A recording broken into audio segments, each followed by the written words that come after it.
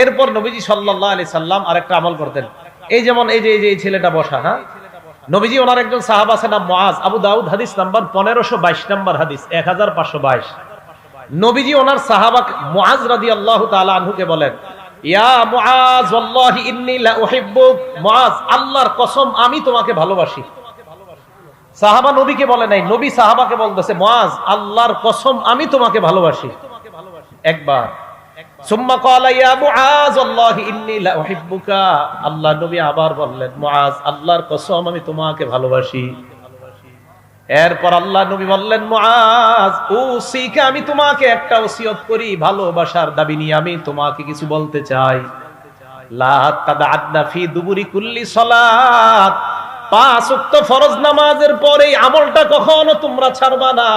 মুআজকে আল্লাহ নবী বললেন, মুআজ আমি মুহাব্বতের দাবি নিয়ে তোমাকে একটা আমল শিখাইতে চাই, এই আমলটা ফরজ নামাজের পর কখনো ছাড়বা না। আমার কেমন যেন আত্মবিশ্বাস, আলেমরা ছাড়া অন্যরা কেউ এই আমলটা আজকে করেনি নাই। আত্মবিশ্বাস হয়তো করছেন, বলতেছি দেখি করছেন কিনা। ফরজ নামাজের পর নবী ওনার সাহাবাকে বলছে জীবনে ছাড়বা না এটা। এখন দেখি আজকে কে কে ছাড়ছেন। কি ফরজ নামাজের সালাম ফিরানোর পর বলবা, আল্লাহুম্মা আইন্নি আলা যিকরিকা ওয়া শুকরিকা ওয়া হুসনি ইবাদাতিক। ওলামা ছাড়া অন্য কে এই দোয়াটা পড়ছেন আজকে? একজন। দেখছেন, নবীজি তার সাহাবাকে বলছে জীবনে ছাড়বা না এটা, একজন মাত্র পড়ছে। নবীজি তার সাহাবাকে বলছে মুহাব্বতের দাবি নিয়ে বলে জীবনে আমল ছাড়বা না, একজন পড়ছে আমলটা। তুমি এই দোয়া করবা মুআজ, কোনদিন ফরজ নামাজের পর এই দোয়া ছাড়বা না। কি তুমি আল্লাহকে বলবা, আল্লাহুম্মা আইন্নি আলা যিকরিকা, আল্লাহ আপনি আমাকে সাহায্য করেন যেন আমি আপনার বেশি বেশি জিকির করতে পারি। ওয়া শুকরিকা, আমাকে সাহায্য করেন যেন আমি আপনার বেশি কৃতজ্ঞতা প্রকাশ করতে পারি। ওয়া হুসনি ইবাদাতিক, আল্লাহ আপনি সাহায্য করেন যেন বেশি বেশি আপনার ভালো ইবাদত করতে পারি। কি সুন্দর দোয়া। আল্লাহ সাহায্য করেন যেন আপনার জিকির বেশি করতে পারি, সাহায্য করেন যেন আপনার শুকরিয়া বেশি আদায় করতে পারি, সাহায্য করেন যেন আপনার ভালো ইবাদত বেশি করতে পারি। এই দোয়াটা সবাই শিখে নিবেন। নবীজি বলছে মুআজ আমি তোমাকে ভালোবাসি একবার, নবীজি আবার বললেন মুআজ আমি তোমাকে ভালোবাসি দুইবার। এরপর নবী বললেন মুআজ ফরজ নামাজের পর লা তাদআদনা, কিছুতেই কখনো এই দোয়াটা ছাড়বা না। কি আল্লাহকে বলবা, আল্লাহ আপনি আমাকে সাহায্য করেন আমি যেন আপনার জিকির বেশি করতে পারি, আল্লাহ আমি যেন আপনার কৃতজ্ঞতা বেশি আদায় করতে পারি, আমি যেন বেশি ইবাদত করতে পারি। এই দোয়া করা কখনো ছাড়বা না। 33 বার সুবহানাল্লাহ, 33 বার আলহামদুলিল্লাহ, 33 বার আল্লাহু আকবার। এই হলো নবীজি বলেন ফাতিলকা তিসআতু ওয়া তিসউনা, এই হলো 99 বার। ওয়া ক্বালা তামামাল মিআ, 100তম বার পড়বে লা ইলাহা ইল্লাল্লাহু ওয়াহদাহু লা শারীকা লাহ, লাহুল মুলকু ওয়া লাহুল হামদু ওয়া হুয়া আলা কুল্লি শাইইন কাদির। আল্লাহ নবী বলেন 33 বার 33 বার 33 বার 99 পড়ার পর 100তম বার যেই ব্যক্তি পড়বে লা ইলাহা ইল্লাল্লাহু ওয়াহদাহু লা শারীকা লাহ, লাহুল মুলকু ওয়া লাহুল হামদু ওয়া হুয়া আলা কুল্লি শাইইন কাদির, এটা পড়ার সাথে সাথে গফিরাত খাতায়াহু ওয়া ইন কানাত মিসলা জাবাদিল বাহ। আল্লাহ নবী বলেন সমুদ্রের ফেনা পরিমাণ গুনাহ যদি থাকে ওই গুনাহ আল্লাহ মাফ করে দেয়। সমুদ্রের ফেনা পরিমাণ গুনাহ আজকে মাত্র 7 জন মাফ করাইছে, বাকিরা করায় নাই। রাসূল আকরাম সাল্লাল্লাহু আলাইহি সাল্লাম বললেন এই আমল করলে সমুদ্রের ফেনা পরিমাণ গুনাহ মাফ হয়ে যায়। আল্লাহ আমাদেরকে আমল করার তৌফিক দান করেন। সহিহ বুখারীর বর্ণনা 1903 নম্বর হাদিস, قال رسول الله صلى الله عليه وسلم من لم يدع قول الزور والعمل به فليس لله حاجة في أن يدع طعامه وشرابه। কোন ব্যক্তি যদি রোজা রাখাও মিথ্যা কথা ছাড়তে না পারে, তার এই না খাওয়া আর পান না করার মধ্যে আল্লাহর কাছে কোনো গুরুত্বই নাই। কোন ব্যক্তি মিথ্যা কথা ছাড়তে পারে নাই, রোজা রাখছে, নবী বলেন ফালাইসা লিল্লাহি হাজা, আল্লাহর কাছে কোনো গুরুত্ব নাই ফি আইয়াদা তাআমা, এই যে সে সারাদিন না খাওয়া, ওয়া শারাবা সারাদিন পানি পান না করা, এতে আল্লাহর কাছে কোনো গুরুত্ব নাই। কেন? ও মিথ্যা ছাড়ে না। আমাদের দেশের অবস্থা, রমজান যত কাছায় কিছু অসাধু মানুষ তত বেশি মিথ্যা বেড়ে যায়। খেজুর তরমুজ এগুলা নিয়ে যে কি কাহিনী হবে দেখবেন। তরমুজটা বেশি। এটা তরমুজ এবার রমজানের প্রথম 15 বেশি গরম পড়বে না, শেষ 15 একটু গরম পড়তে পারে, তখনই দেখবেন হঠাৎ তরমুজের আমদানি আসবে। আসলে কিন্তু আগে এসে গেছে, ওই সময় বের করবে, গুদামজাত করে রাখছে। আর হলো ঈদ যত গনায় তখন মাশাআল্লাহ গরিব মানুষরাও কিছু সদায় করে। রমজানের ঈদে সবাই চায় যে একটু ভালো কিছু। জুতা দোকানে জুতা কিনতে গেছে, কত? 1200, 1150 দিই। আল্লাহর কসম কিনে আছে 1140 করে। যদি 1140 করে আসলে কিনা হয় তাহলে কসম ঠিক আছে, কিন্তু সদরঘাট গিয়া দেখলেন কিনা আছে 500 করে, তাহলে 640 মিছা কথা। 500 করে কিনা হইলে 1140 যদি কত হইলো? 640 মিছা কথা। কিয়ামতের ময়দানে 5 জন দাগী আসামির মধ্যে একজন হলো যে এরকম মিথ্যা শপথ করে মানুষের কাছে পণ্য বিক্রি করে। 5 জন দাগী আসামির একজন হবে সে। রাসূলুল্লাহ সাল্লাল্লাহু আলাইহি সাল্লাম বলেন, যে ব্যক্তি রোজা রেখে মিথ্যা ছাড়তে পারলো না, তুমি না খাওয়া আর না পান করা এতে আল্লাহর কাছে কোনো গুরুত্ব বহন করে না, তুমি মিথ্যা কথাই ছাড়লা না। সমস্ত পাপের মায়ের নাম কি? মিথ্যা। মিথ্যা ছাড়তে হবে। 4 নাম্বার গীবত ছাড়া, এই গীবত বর্জন করা। বলেন গীবত হলো আমল ধ্বংসের নীরব ঘাতক। এটা লেমনেটিং করে ঘরে লাগায় রাখবেন। আমল ধ্বংসের নীরব ঘাতক হলো গীবত। আমল ধ্বংসের নীরব ঘাতক গীবত, এটা লিখে রাখবেন, টানায় রাখবেন। আমি আপনি অসংখ্য অগণিত এরকম গীবত করার মাধ্যমে আমাদের আমলগুলা আরেকজনকে সাপ্লাই করে দিচ্ছি। আমল ধ্বংসের নীরব ঘাতকের নাম গীবত। ঘি ভাত দিয়ে শুরু হয়, গীবত দিয়ে শেষ হয়। ঘি ভাত, কি ভাত? ঘি ভাত ভালো জিনিস না? ঘি ভাত, এটা দিয়ে শুরু হয়েছে। খানা টানা খাইতেছে ঘি আর ভাত দিয়ে, তো চলতেছে ভালোই। হঠাৎ কয় ঘিটা কার দোকান থেকে কিনা? অমুকের। অমুকে? হ্যাঁ আচ্ছা ঠিক আছে। অমুকে কে জানো এটা? তো এর বাপ তো ছিল এই, দাদা ছিল এই। শুরু হয়ে গেল গীবত। তাহলে ঘি ভাত গেল গীবতে। ঘি, ঘি ভাত, বত। সুন্দর সুন্দর মজলিসগুলা শুরু হয় ভালো আলোচনা দিয়ে, শেষ হয় গীবত দিয়ে। আল্লাহ আমাদেরকে হেফাজত করেন। এজন্য আপনাদের কাছে আমি দোয়া চাই। আমার একটা অভ্যাস, যেটা অনেকে পছন্দ করেন না, সাধারণ আমি কোথাও বসি না, গাড়ি টু স্টেজ, স্টেজ টু গাড়ি, গাড়ি টু আবার বাড়ি। কেন? আমি নিজের গীবত থেকে আমি বাঁচাই। আমার মুখ বেশি ভালো না, হয়তো আমি গীবত করে ফেলবো। এজন্য আমি পার্সোনাল কোনো মজলিসেও বসি না। এতে আমার উপর রাগ করাটা এটা সঠিক না, রাগ করাটা এটা সঠিক হবে না। পার্সোনাল মজলিসে কখনো বসতে বলবেন না আমারে, এটা আমি এড়ায় চলি। কেন এড়ায় চলি? আমারই গীবত হবে, এই জন্য এড়ায় চলি। এই জন্য বাড়ি টু গাড়ি, গাড়ি টু মঞ্চ, মঞ্চ টু গাড়ি, গাড়ি টু আবার বাড়ি।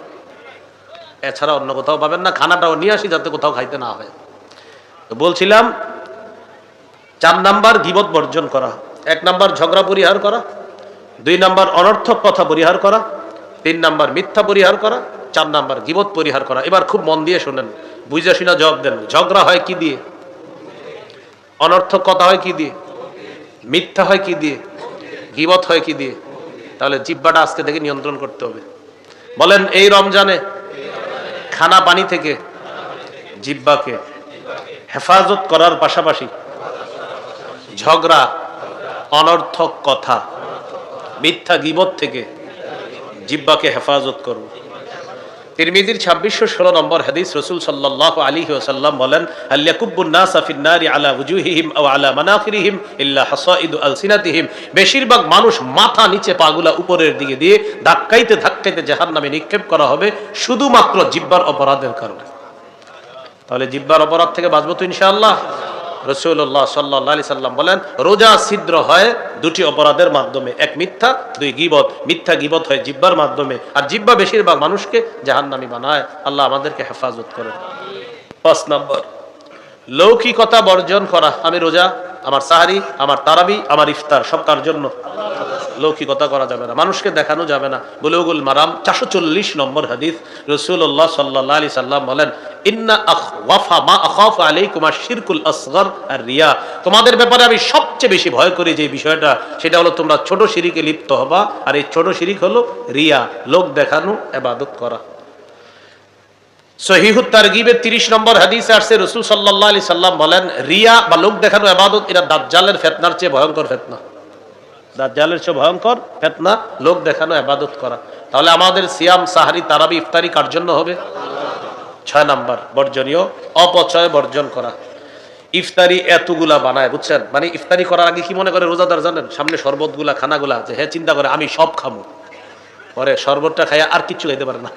হ্যাঁ মনে করে সব খাবে, পরে শরবত খায়, 2-3টা খেজুর খায় আর চলে না। এতগুলা কেন মাখলেন? মানে উনি সব খাবে, এই ফল আঙ্গুর বেদানা চারোদিকে মাশাআল্লাহ নিয়ে বসছে, যেই শরবতটা খাইছে বিসমিল্লাহ বলল, আর পেট চলে না। অপচয় করেন না, যতটুকু পারবেন এতটুকু খাবেন, অতিরিক্ত গুলা নষ্ট করবেন না। এই জন্য দেখেন এই রোজার মাসে নষ্ট করেন না, আশেপাশে যারা আছে তাদেরকে খাওয়াই দেন। বাচ্চা টাচ্চা যারা আছে না, রোজা রাখে না, ছোট মানুষ 5 বছর 6 বছর রাস্তায় দৌড়ায়, ডাইকা খাওয়াই দেবেন, খা, নষ্ট করেন না, খাবার নষ্ট করেন না। এই জন্য পরিমিত ইফতার বানানো, যেন আপনি ওই ইফতারটা আপনি পরিমিত হয়, অপচয় না হয়। সর্বশেষ কথা আমার সাথে একটু বলেন, আমাদের ইফতার যেন মাগরিবের জামাত ছুটার কারণ না হয়। এটা কিন্তু অনেকের হয়, তাহলে মাগরিবের জামাত যেন না ছুটে ইফতারের কারণে। মনে থাকবে তো ইনশাআল্লাহ। আবু দাউদ শরীফের 1523 নম্বর হাদিস, নবীজির এক সাহাবা নাম উকবাহ ইবনে আমির রাদিয়াল্লাহু তাআলা, দেখেন তিনি কি বলেন। আন উকবাহ ইবনে আমির রাদিয়াল্লাহু তাআলা আনহু قال, উকবাহ ইবনে আমির বলেন, আমারনি রাসূলুল্লাহ সাল্লাল্লাহু আলাইহি ওয়াসাল্লাম বিল মুআব্বিজাত দুবুরা কুল্লি সালাত। উকবাহ ইবনে আমির বলেন, এটা সবাই পারেন, আল্লাহর নবী আমাকে আদেশ করছে যেন 5 ওয়াক্ত নামাজের পর কুল হুয়াল্লাহ পড়ি, কুল আউযু বিরাব্বিল ফালাক পড়ি, কুল আউযু বিরাব্বিন নাস পড়ি। এটা পারেন না সবাই? এটা আর বলবো না কারা কারা পড়ছেন, জানি পড়েন নাই।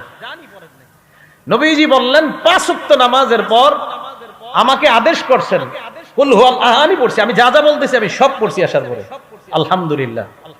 রাসূল আকরাম সাল্লাল্লাহু আলাইহি সাল্লাম বলেন যে আল্লাহ রাসূল সাল্লাল্লাহু আলাইহি সাল্লাম তার সাহাবা উকবা ইবনে আমিরকে বলছেন যে আমার নবী আমাকে বলছে প্রত্যেক 5 ওয়াক্ত নামাজের পর কুল হুয়াল্লাহ, কুল আউযু বিরাব্বিল ফালাক, কুল আউযু বিরাব্বিন নাস পড়বা। ফজর নামাজের পর এই আমল প্রত্যেকটা সূরা 3 বার, মাগরিবের পর এই আমলটা প্রত্যেকটা সূরা 3 বার। বাকি রইল কয় ওয়াক্ত? 3 ওয়াক্ত। যোহরের পর একবার করে, আসরের পর একবার করে, এশার পর একবার করে। যখন তুমি সন্ধ্যা হয় আর সকাল হয় তখন তুমি এই কুল হুয়াল্লাহ, কুল আউযু বিরাব্বিল ফালাক, কুল আউযু বিরাব্বিন নাস 3 বার পড়বা। ফজরের পর 3 বার, মাগরিবের পর 3 বার। আল্লাহর নবী বলেন তাকফিকা মিন কুল্লি শাই, আজকে আমলটা যারা যারা করছেন নবী বলেন দুনিয়ার সকল বিপদ আপদ থেকে এই 3টা সূরা তোমার জন্য যথেষ্ট হয়ে যায়। সকল বিপদ আপদ থেকে এই সূরাগুলো তোমার জন্য যথেষ্ট হয়ে যাবে। এবার আমরা যে আমলটা শিখবো এটার নাম আয়াতুল কুরসি। বলেন কি নাম? আয়াতুল কুরসি। মন দিয়ে শুনবো। এই আয়াতুল কুরসির ব্যাপারে 6টা কথা বলবো। বলেন সবাই কয়টা? 1 নাম্বার, আয়াতুল কুরসি কোরআনের সবচেয়ে মর্যাদাপূর্ণ আয়াত। 2 নাম্বার, আয়াতুল কুরসি কোরআনের প্রধান আয়াত। 3 নাম্বার, আয়াতুল কুরসির জিহ্বা আছে, 2টা ঠোঁট আছে। 4 নাম্বার, আয়াতুল কুরসির তাফসীর সংক্ষিপ্ত। 5 নাম্বার, আবু হুরায়রা রাদিয়াল্লাহু তাআলা আন এবং এক চোরের সাথে বুখারীর বর্ণনা থেকে আমরা প্রমাণ করব একটা ঘটনা ঘটছে। চোর আবু হুরায়রা রাদিয়াল্লাহু তাআলা আনহুকে আয়াতুল কুরসির আমল শিক্ষা দিয়েছে। 6 নাম্বার, ফরজ নামাজের পর আয়াতুল কুরসি পড়ার কি লাভ। এই 6টা অংশ শেষ হবে, হুজুর ইনশাআল্লাহ এসে যাবেন, আলোচনা শুরু করবে। আল্লাহ আমাদের সকলকে ধৈর্যের সাথে আলোচনাগুলো শোনা, বলা, আমল করার তৌফিক দান করেন। আয়াতুল কুরসি 1 নাম্বার, কোরআনের সবচেয়ে মর্যাদাপূর্ণ আয়াত। আবু দাউদ শরীফ হাদিস নাম্বার 1460 নাম্বার হাদিস। এই হাদিসের বর্ণনাকারী উবাই ইবনে কাব রাদিয়াল্লাহু তাআলা আন। এই হাদিসের মধ্যে আসছে আন উবাই ইবনে কাব রাদিয়াল্লাহু তাআলা আনহু قال قال رسول الله صلى الله عليه وسلم। উবাই ইবনে কাব থেকে বর্ণনা, আল্লাহ নবী বলেন আবুল মুনজির আইয়ু আয়াতিন মা কামিন কিতাবিল্লাহি আযম। উবাই ইবনে কাবকে আল্লাহ নবী বললেন, উবাই কোরআনের সবচাইতে মর্যাদাপূর্ণ আয়াত তোমার সাথে কোনটা আমাকে একটু বলো। উবাই ইবনে কাব জবাব দেয়, আল্লাহু ওয়া রাসূলুহু আ'লাম। এই প্রশ্নের জবাব আল্লাহ আর তার নবী ভালো জানেন। জবাব দেন। আবার আল্লাহ নবী বললেন, আবুল মুনজির আইয়ু আয়াতিন মা কামিন কিতাবিল্লাহি আযম। হে উবাই বলো তোমার সাথে কোরআনের সবচাইতে মর্যাদাপূর্ণ আয়াত কোনটা। হযরত উবাই এবার চিন্তা করলেন, প্রথমবার তো বললাম আল্লাহ আল্লাহর নবী ভালো জানেন, এরপরেও যখন আল্লাহর নবী আমাকে প্রশ্ন করলেন আমি গবেষণা করে একটা জবাব দিয়ে দেই। উস্তাদ ছাত্রদের প্রশ্ন করছে, প্রথমবার করার পর বলছে আল্লাহ ভালো জানে, রাসূল ভালো জানে। আবার প্রশ্ন করছে, উবাই বলো কোনটা। না করে বললেন, আল্লাহু লা ইলাহা ইল্লা হুয়াল হাইয়ুল কাইয়্যুম। ইয়া রাসূলুল্লাহ আমার কাছে মনে হয় আয়াতুল কুরসি হলো কোরআনের সবচাইতে মর্যাদাপূর্ণ আয়াত। আয়াতুল কুরসি এটাই কোরআনের সবচেয়ে মর্যাদাপূর্ণ আয়াত বলে মনে হয়। এবার নবীজি দেখেন কি করছে। উবাই ইবনে কাব বলেন, আল্লাহ নবী যখন আমার মুখে শুনলেন আয়াতুল কুরসি কোরআনের সবচেয়ে মর্যাদাপূর্ণ আয়াত, আমি যখন বললাম দরবাফি সদরি, আল্লাহ নবী আমার বুকে এইভাবে মৃদু আঘাত করলেন। মানে এ তাকান, শাবাশ শাবাশ, হ্যাঁ তুমি ঠিক বলছো, সুবহানাল্লাহ, এইভাবে শাবাশ শাবাশ বলছেন, হ্যাঁ তুমি সঠিক বলছো উবাই, এই যে তুমি জবাবটা দিলে আয়াতুল কুরসি এটা সঠিক। নবীজি শেষে দোয়া করলেন, লিয়াহনি লাকা আবাল মুনজির আল ইলম, উবাই তোমার ইলম যেন তোমার জন্য আনন্দের কারণ হয়ে যায়। 2 নাম্বার, আয়াতুল কুরসি কোরআনের প্রধান আয়াত। প্রমাণ তিরমিজি শরীফ 2878 নম্বর হাদিস, 2878 নম্বর হাদিস। আন আবি হুরায়রা রাদিয়াল্লাহু তাআলা আনহু قال قال رسول الله صلى الله عليه وسلم, আবু হুরায়রা রাদিয়াল্লাহু তাআলা আনহুর বর্ণনা, আল্লাহর নবী বলেন, লিকুল্লি শাইইন সানাম, প্রত্যেকটা জিনিসের একটা সর্বোচ্চ চূড়া, চূড়া চূড়া চূড়া বুঝেন তো, একদম উপরে সর্বোচ্চ চূড়া। ওয়া সানামুল কোরআন সূরাতুল বাকারা, কোরআনের সর্বোচ্চ চূড়ার নাম হলো সূরা বাকারা। কোরআনের সর্বোচ্চ সূরার নাম না, কিন্তু কোরআনের সর্বোচ্চ চূড়ার নাম সূরা বাকারা। এটা ঠিক, সবচেয়ে বেশি আয়াত সংখ্যাও সূরা বাকারাতে। এখন আসেন, ফিহা আয়াতুন, আল্লাহ নবী বলেন সূরা বাকারার মধ্যে একটা আয়াত আছে, হিয়া সাইয়্যিদাতু আইল কোরআন হিয়া আয়াতুল কুরসি। এই আয়াতটা হলো কোরআনের সবচেয়ে প্রধান আয়াত, আয়াতের নাম হলো আয়াতুল কুরসি। তাহলে কোরআনের প্রধান আয়াত আয়াতুল কুরসি, কোরআনের শ্রেষ্ঠ মর্যাদাপূর্ণ আয়াতের নাম আয়াতুল কুরসি। 3 নাম্বার আলোচনা, আয়াতুল কুরসির জিহ্বা আছে, ঠোঁট আছে। একটা কিতাব আছে নাম মাজমাউজ জাওয়ায়েদ, ইমাম হাইসামি রহমাতুল্লাহি আলাইহি লেখা, 6 নাম্বার খণ্ড, 324 নাম্বার পৃষ্ঠা। উবাই ইবনে কাব রাদিয়াল্লাহু তাআলা আনহুর আরেকটা বর্ণনা, ক্বালা রাসূলুল্লাহি সাল্লাল্লাহু আলাইহি ওয়াসাল্লাম, আল্লাহ নবী বলেন, ইন্নালাহা লিসানা, নবীজি বলেন ইন্নালাহা আইলি আয়াতুল কুরসি লিসানা, নবী বলেন আয়াতুল কুরসির একটা জবান আছে, জিহ্বা আছে, ওয়া শাফাতাইন, 2টা ঠোঁট আছে। আয়াতুল কুরসির জিহ্বা, 2টা ঠোঁট আছে, সুবহানাল্লাহ। আয়াতুল কুরসির জিহ্বা, 2টা ঠোঁট আছে।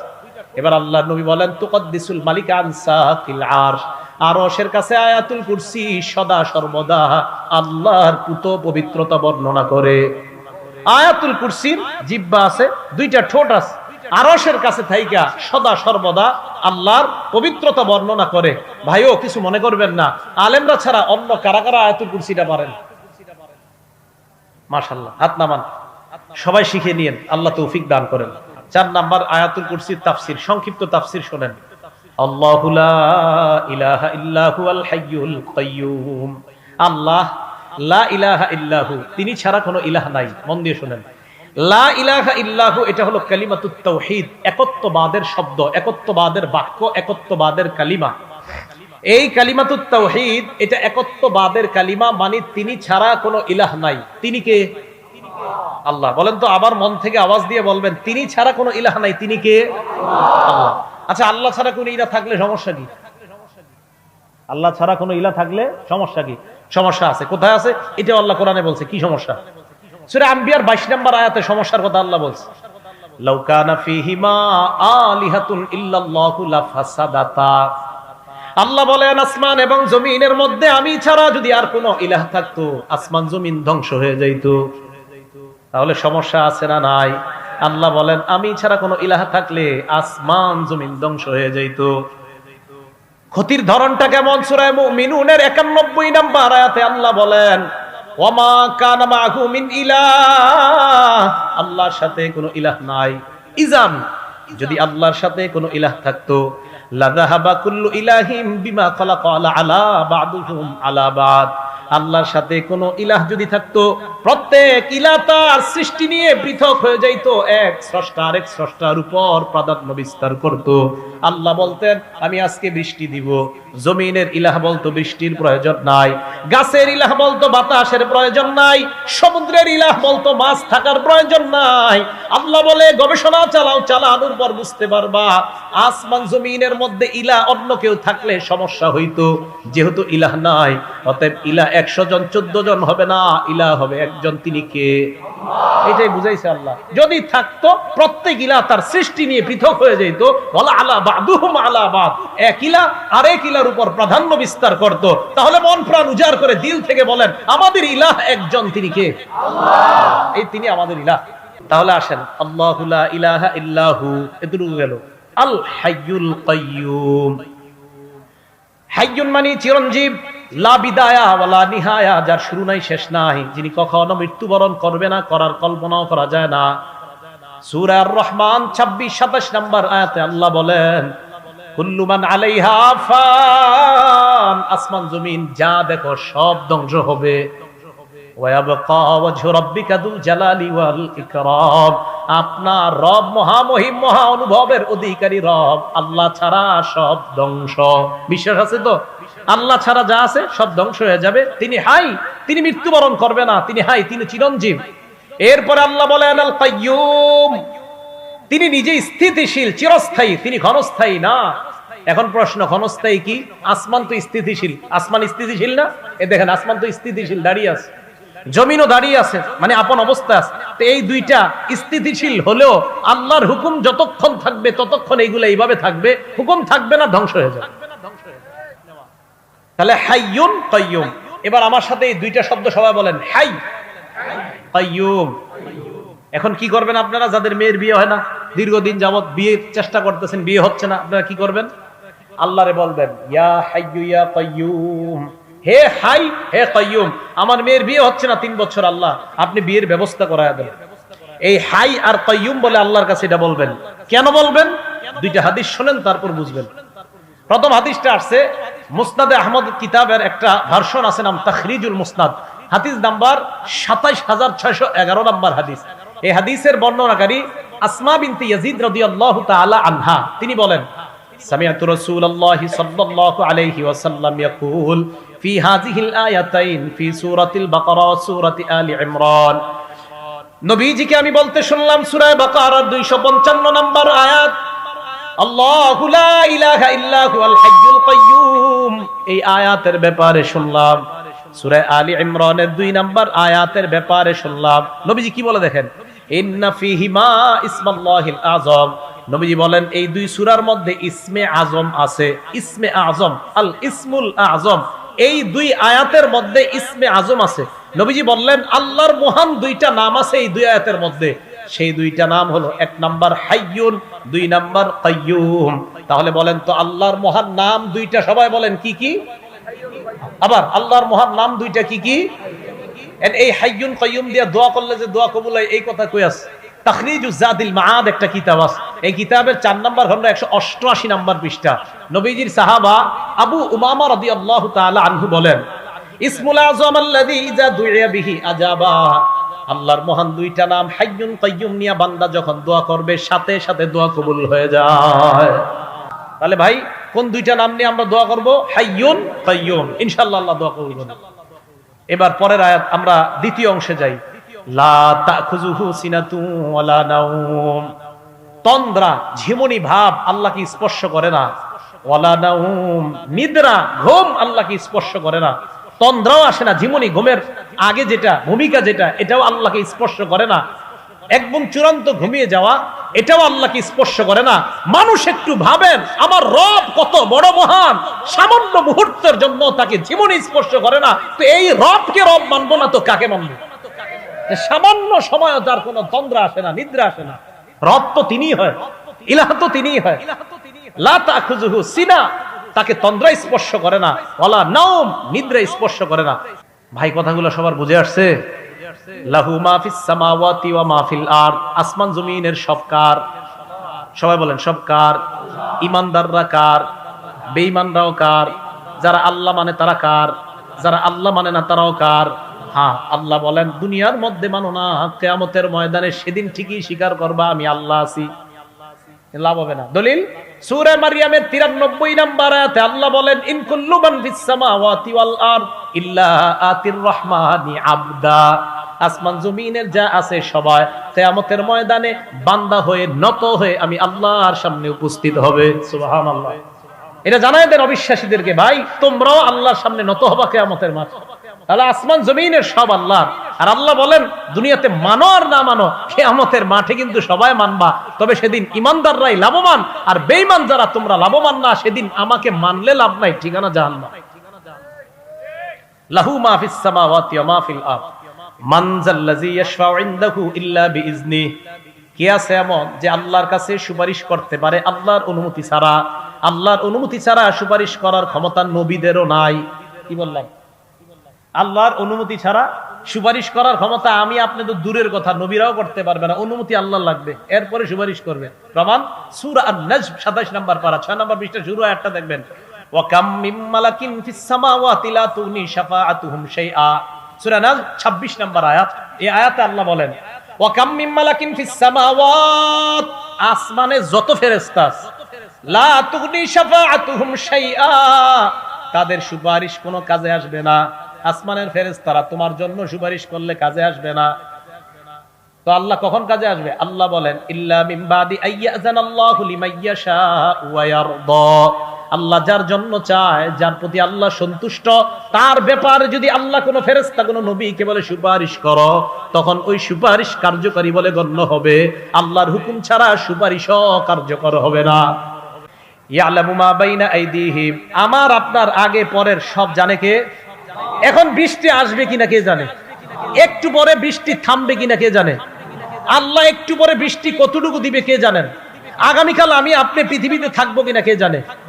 আমার আপনার আগে কি হয়েছে, গোপনে কি হয়েছে, পর্দার আড়ালে কি হয়েছে, সব জানে কে? এটাই বললেন ইয়ালামু মা বাইনা আইদিহিম ওয়া মা খালফাহুম, আমি সব জানি। এই জাতীয় একটা দলিল নেই সূরা তালাকের 12 নম্বর আয়াতে আল্লাহ বলেন আল্লাহুল্লাযী খালাকাস সাবআ সামাওয়াত। আপনারা বলবেন 7 আসমান বানাইছে কে? আল্লাহ বলেন আল্লাহুল্লাযী খালাকাস সাবআ সামাওয়াত, আল্লাহ তিনি যিনি 7 আসমান বানাইছেন। ওয়া মিনাল আরদি মিসলাহুন্না, 7 জমিন বানাইছেন। ইয়াতানাজ্জালুল আমরু বাইনাহুন্না, হুকুম তাদের মাঝে নাজিল হয়। লিতা'লামু আন্নাল্লাহা আলা কুল্লি শাইইন কাদির, যেন তোমরা জানতে পারো সব জিনিসের উপর ক্ষমতাবান একজনের একমাত্র তিনি কে। এরপরে কি করে দেখেন ওয়া আন্নাল্লাহা ক্বাদ আহাতা বিকুল্লি শাইইন ইলমা, যত কিছু আছে সব আল্লাহর জ্ঞানে বেষ্টন করে নেয়। সুবহানাল্লাহ। এখন মন দিয়ে শুনেন, তাহলে সব জানে কে? আমাদের আগে পরের সবকিছু জানে কে? আল্লাহ জানে। দুনিয়াতে কিছু পণ্ডিত বেরোবে, জ্ঞানী বেরোয়ার পর মনে করবে আমি সবচেয়ে বেশি জানি। এরপরে পরে কি বলে দেখেন ওয়ালা ইউহিতুনা বিশাইইম মিন ইলমিহি ইল্লা বিমা শা, মানুষ ততটুকু জ্ঞানের মাধ্যমে বেষ্টন করতে পারে আমি আল্লাহ যতটুকু চাই। আমি আল্লাহ সব জানি, বান্দা তুমি ততটুকু জানো যতটুকু আমি জানাই। বাংলাটা মনে রাখবেন, আল্লাহ বলেন আমি সব জানি, তুমি ততটুকু জানো যতটুকু আমি জানাই। বলেন সব জানে কে? আমি কতটুকু জানি যতটুকু আল্লাহ। আবার সব জানে কে? আমি কতটুকু জানি যতটুকু আল্লাহ জানে। বাস, তাহলে অহংকারের কি আছে? কোনো অহংকার নাই। যাই হোক, আমরা যতটুকু শুনলাম এতটুকুর উপর যেন আমরা, ঠিক আছে হুজুর এসে গেছে, আল্লাহ পাক রব্বুল আলামিন আমরা যতটুকু জানলাম এতটুকু কথার উপর যেন আমরা আমল করতে পারি, আল্লাহ তৌফিক দান করেন।